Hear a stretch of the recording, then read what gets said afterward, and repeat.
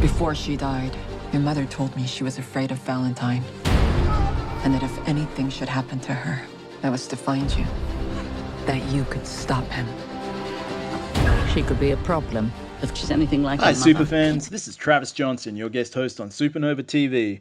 With the new blockbuster sci-fi adventure Mortal Engines about to hit cinemas, we took the time to talk with two of the stars of the show, Jihae, who plays Anna Fang, and Leila George, who plays Catherine Valentine. So I guess the first most obvious question is, what appealed to you about the project? What drew you into the world of Mortal Engines? Why did you want to be a part of the film? It's such a unique story. My character is such an empowered character, so it was exciting for me to embody a powerful woman. And of course, Peter Jackson and his craftsmanship of team, or master crafts. What do you call it? Master crafters. Yeah, that sounds good. Master crafters. Let's go with it. It was really easy to say yes to this because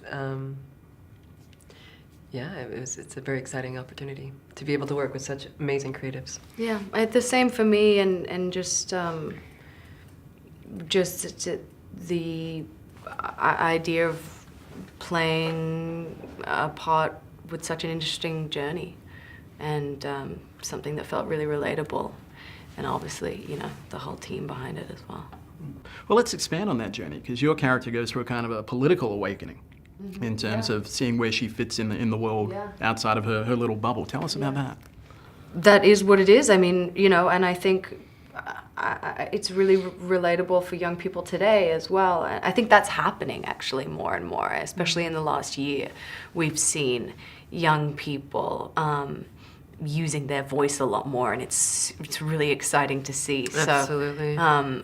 So I think that's really nice that there are those parallels in the movie that we shot a year and a half ago now almost, because I feel like this year has really been like an upward awakening for young people, and it's totally that time where you go through in your life where you have to come out of the safety of childhood and into reality, and sometimes it can be more shocking for some than others, and for Catherine it's a big awakening, because it's that of what's going on around her in the city that she lives in, but it's also that of who her father is, and that's another huge thing for a young person. So those two things were really interesting characteristics and interesting journeys that I wanted to play.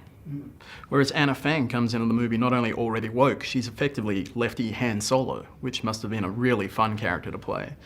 Tell us about that. Yeah, I mean, Anna Fang, her whole backstory is also really exciting, which is something I didn't realize that there was a unpublished graphic novel about her childhood. And then the actual book about Anna Fang just came out recently, a couple months ago, called Night Flights. And so initially, I didn't know about this, so I started writing her own backstory myself just to have some meat to the character, and to the history of the character. And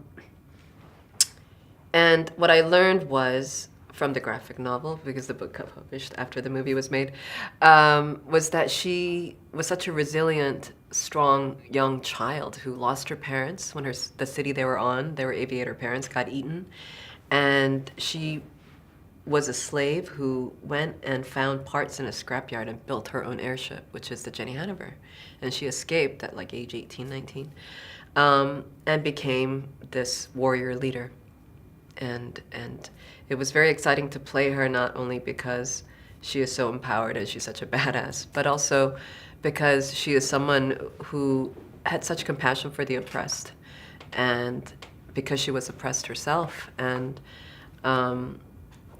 it was very rewarding to embody someone who had come of age, in a sense, in that way. Now, when you're doing sci-fi or fantasy, how useful is it for you to employ the tangible details, the props, the costumes, and the sets in order to build a character? How does that help you sort of get into the space you need to be as an actor?